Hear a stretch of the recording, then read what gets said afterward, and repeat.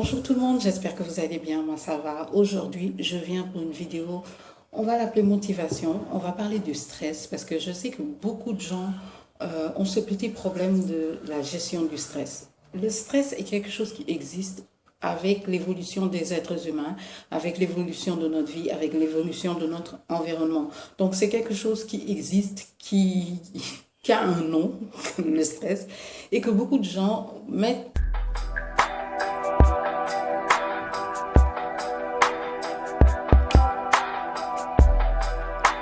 coupé, je ne sais même pas pourquoi. Donc, comme je disais, le stress, c'est quelque chose que on ne sait pas pourquoi, mais ça fait partie de la vie.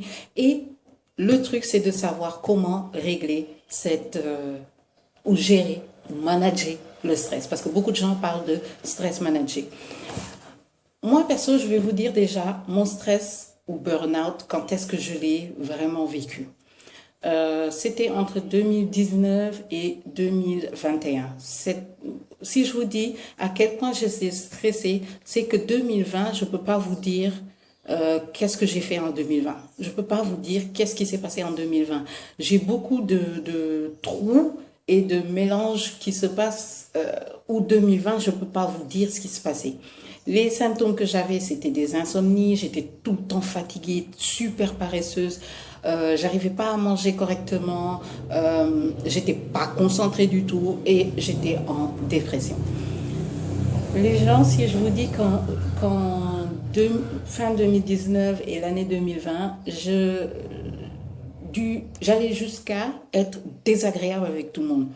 Je pleurais souvent, je criais sur tout le monde, j'étais désagréable, je parlais mal, etc., etc. C'était ça, mon level du stress. Cette partie-là, c'était horrible, avec une dépression. Je ne vous parle pas de la dépression, je ferai une vidéo spéciale par rapport à ça.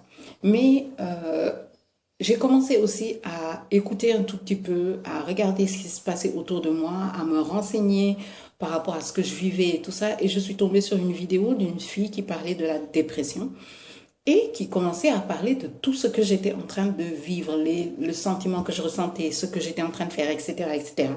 Et après, je suis passée à un stade où j'ai commencé à m'arrêter, j'ai fait un stand-by. 2021 jusqu'à 2022, je vais dire jusqu'à février 2022, j'étais en stand-by. J'ai quitté ce stade de dépression pour arriver à un stade de stand-by. Ce stade de stand-by, c'était le stade où j'étais en train de chercher à comprendre qu'est-ce qui se passe, où je suis, qu'est-ce que je fais, comment ça se passe, pourquoi je suis comme ça, qu'est-ce qui n'a pas marché.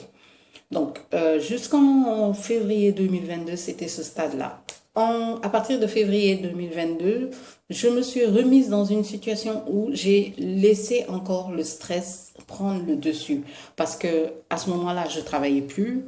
Je me posais des questions sur ce que je faisais, si ce que je faisais était bien ou pas, comment je le faisais, et le stress a repris le dessus et je me suis remise à avoir exactement la même chose. Il y a des petites choses que je suis en train de battre en ce moment parce que vous savez, quand vous avez l'habitude de faire quelque chose, ça devient une routine, ça devient quelque chose que vous avez inclus. Et on vous le dit tout le temps, à partir du 21e jour d'une répétition, ben, ça devient quelque chose de normal pour vous. Et moi, je suis restée plus de 21 jours à faire exactement la même chose, à me poser des questions, à mormonner et à rester enfermée. Par exemple, je vais vous donner un exemple d'une séquelle que je suis en train d'essayer d'enlever, c'est le fait de rester enfermée. J'ai appris à m'enfermer chez moi, à ne pas sortir, et au point où, quand je sors, je vais vous dire à quel point le cerveau est fort, quand je sors plus de 2 fois dans la semaine, le vendredi, je suis malade. Est-ce que vous vous rendez compte à quel point c'était arrivé? Vous voyez? Donc, j'ai envie de vous parler des choses que j'ai faites pour changer ça, pour commencer à apprendre à gérer mon stress et aussi avoir de nouvelles habitudes par rapport à mon stress. Déjà, la première chose que je vais dire, c'est que j'ai appris à voir les premiers signes du stress. Moi, je sais que si je commence à m'affaler, c'est qu'il y a quelque chose qui pèse trop sur ma tête et qu'il faut que j'enlève. J'ai remarqué que quand j'ai des problèmes d'alimentation, quand je suis fatiguée, Et surtout les maux de tête, parce que j'ai rarement les maux de tête. Mais quand j'ai des maux de tête, c'est que je suis en train de réfléchir un peu trop souvent. Donc, la plupart du temps, ce que je vais faire pendant cette semaine-là, c'est éviter toute information négative. Quand je dis information négative, c'est-à-dire Instagram, c'est-à-dire Facebook, c'est-à-dire YouTube, c'est-à-dire absolument tout, je vais essayer de nettoyer au maximum. Quand j'ai fait cette phase-là de nettoyage, je vais aussi essayer de nettoyer mon corps. J'adore faire des jeûnes. Donc, la plupart du temps, je vais prendre une journée où je vais faire un water fast, où je vais faire que boire de l'eau, boire de l'eau, boire de l'eau, boire de l'eau. Si j'ai besoin de sucre, je vais prendre un jus de pomme sans sucre, histoire d'avoir cet effet sucré dans la bouche, mais je fais que boire du liquide et le maximum d'eau possible. Je fais que ça, histoire de drainer mon corps, d'aller aux toilettes, de nettoyer mon foie. Vraiment, c'est boire, boire, boire. On hydrate, on hydrate, on hydrate. Et j'ai remarqué que quand je fais ça plus de 2 jours, ma peau est magnifique.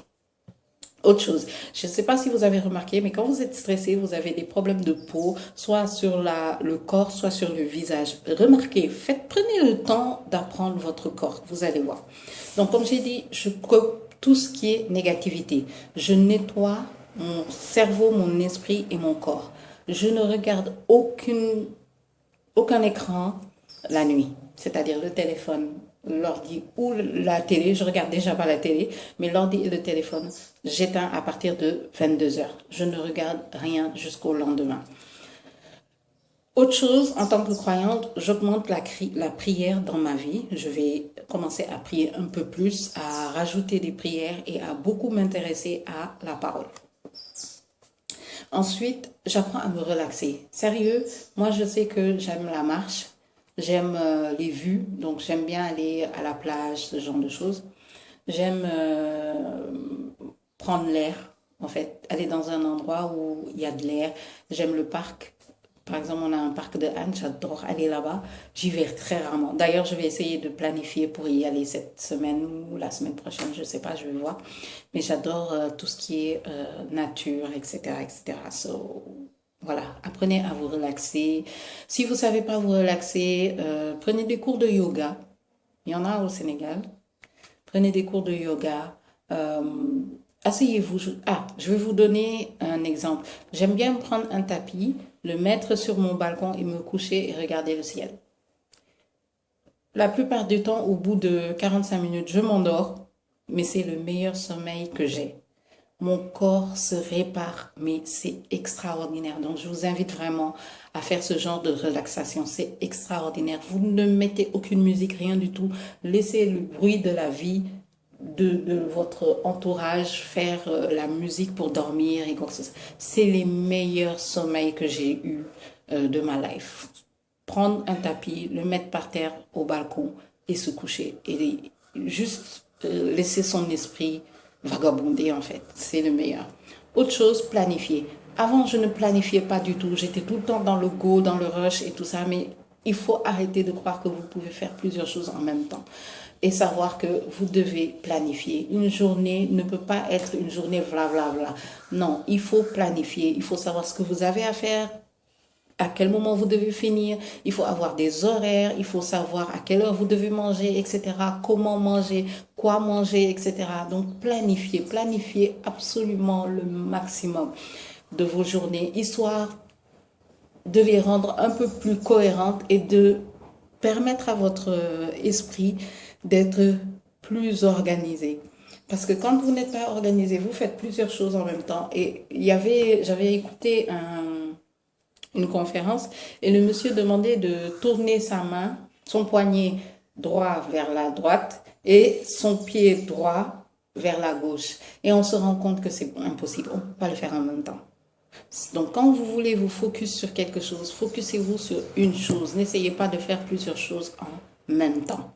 Ok? Donc, j'espère que ces petits tips vont vous aider à gérer votre stress.